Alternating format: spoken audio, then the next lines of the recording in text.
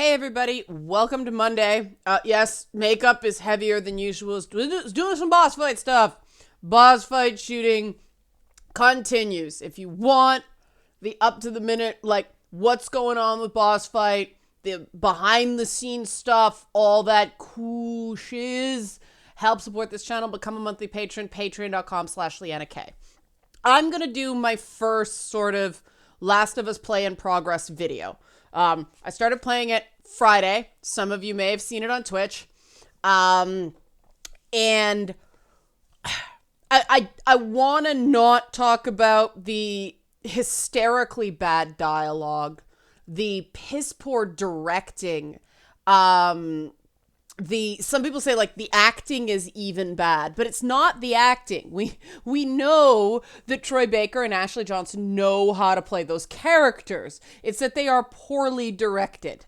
And good direction when you are playing mocapped characters is essential because it's really easy to overdo your movements. But, you know, all that aside, from a gameplay perspective, the game does some stuff that I didn't catch during my first 3 hours of play. I caught it when I was trying to go to sleep that night. And it really irritated me.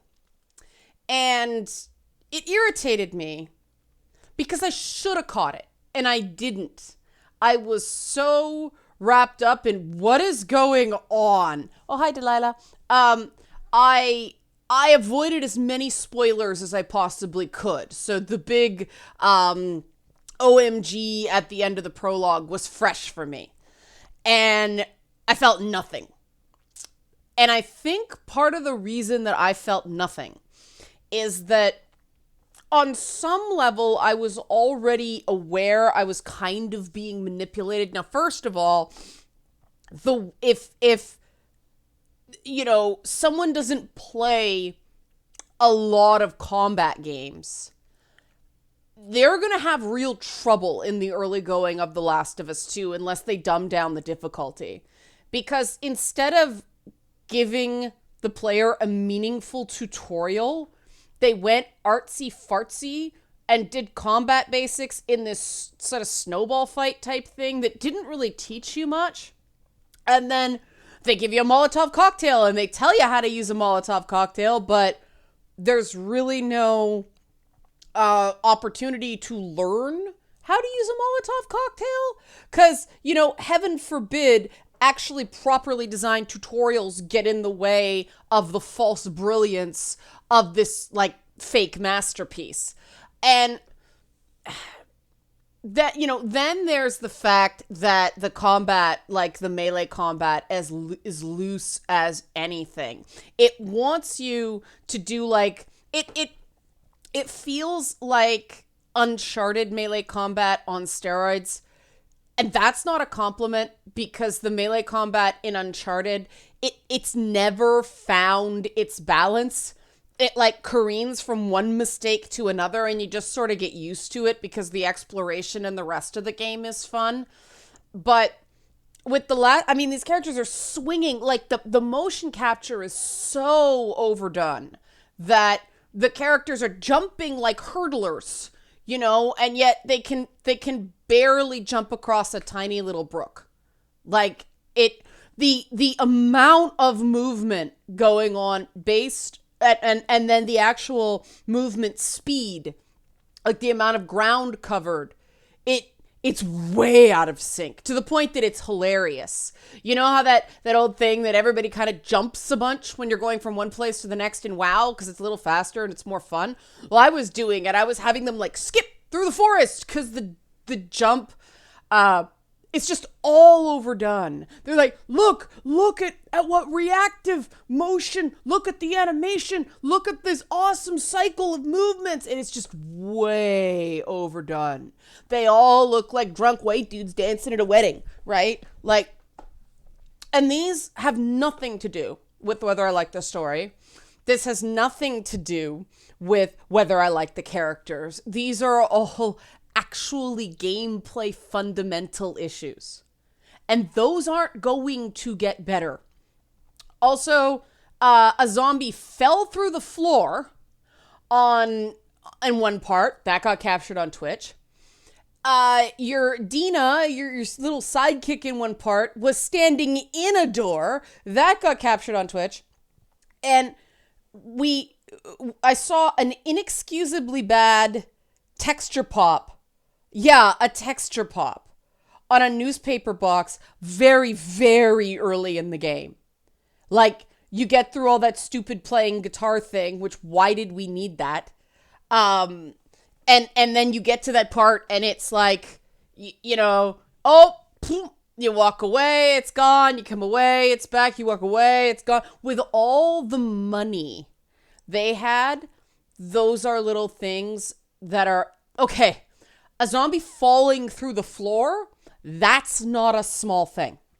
But this has always been the stuff that drives me utterly crazy about Naughty Dog. It really makes me feel like they really want to be making movies, and yet they're making video games. I don't know why, if they want to make movies, well, they are now making an Uncharted movie. Maybe that'll do really well and they'll be able to just do that. I don't know. But, Uncharted basically borrowed everything from Tomb Raider. So that wasn't so bad. The Last of Us, the first game, it's really funny because a few months ago I said, let's face it, the actual gameplay, the actual stealth gameplay in the original Last of Us was objectively not good. And tons of people disagreed with me. And now I'm back with still not, they're like, oh, the stealth's improved now in all these reviews. It's still weird. The player feedback is not clear. And, there was a part where, move very, very, very slowly with the left thumbstick. Well, they put it in place. Okay, if you want me to kill these creatures this way, I will. And so I crept towards. I died like 3 times in the same spot. And then I'm like, screw it. I'm going to play this game. I've played a ton of stealth games. I'm better than this. I'm going to play this the way I know how to play it. So I just stunned the fucking thing with a brick and then hit it. Well, I walked up, stealth killed the first one, hit the other with a brick. I'm not going to do the sneaky shit. No, I'll play the way I know how to play. But I should have been able to do the move in that spot that it wanted me to do instead of having to do it another way. Why? I never learned how to actually use that left stick slow thing. It's actually much easier to just stay in listening mode, quite frankly. But, I blew through, I'm playing on moderate difficulty, by the way. But I blew through the supermarket, got it in one, full stealth, never got detected. So I know what I'm doing. It was just that first encounter with the clickers that wasn't well done. Because I was trying to play the way I was supposed to play, and that wasn't the ideal way to take down those enemies. WTF. But then the weird stuff started happening. One is that I noticed that the clickers have naked breasts. Why do the clickers have naked breasts? And there's a scene that there is a crotch shot of a 19-year-old in her underwear. And normally I'd be like, whatever, but Sony is censoring, Senran Kagura? Games like that, Japanese games that don't have the same sensitivities that we do over here. They're censoring those because of sexual content. And then we're getting oddly perky breasts on monsters. And tighty whitey crotch shots of characters who are 19. Okay, it's an M-rated game, but there's a double standard here that's undeniable. And I can't help but feel that, they let it through because If it's pretty sexy and titillating, oh no, that's bad.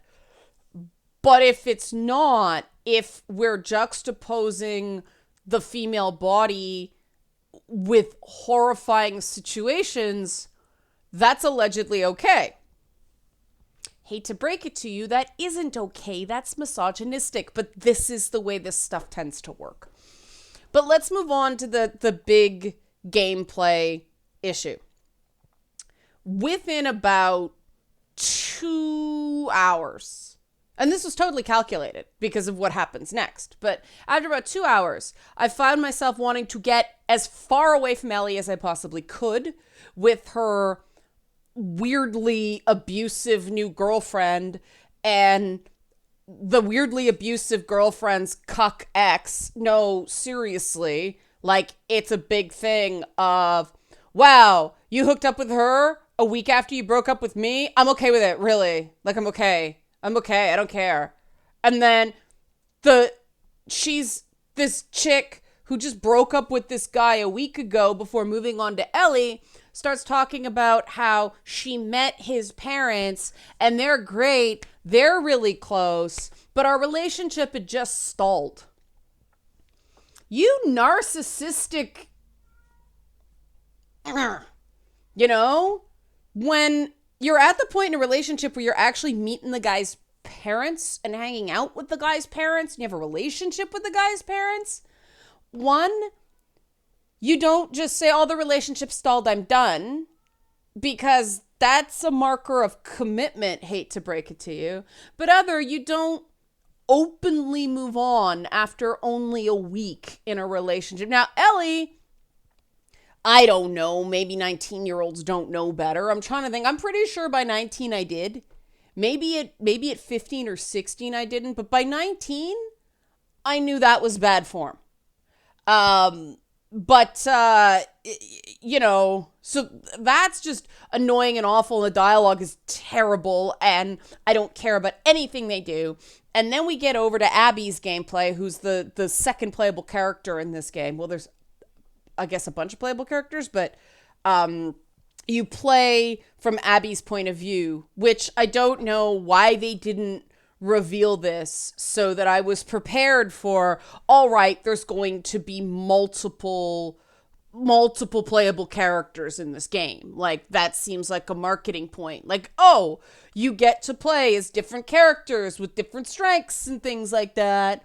Though oddly, Ellie's a one-hit kill from a clicker, and Abby, who is not known to be immune, isn't. I don't know.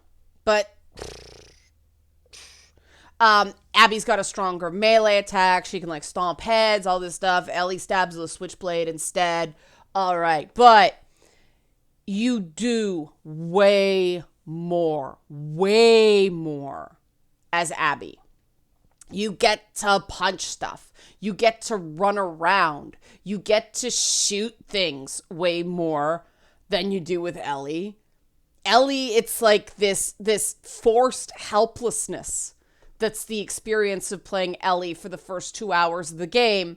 And then it opens up when you're playing Abby and you actually get to do the thing you bought the game to do, which is shoot and punch and curb stomp and various other things, mushroom zombies, right? So I felt I liked Abby after about 2.5 hours.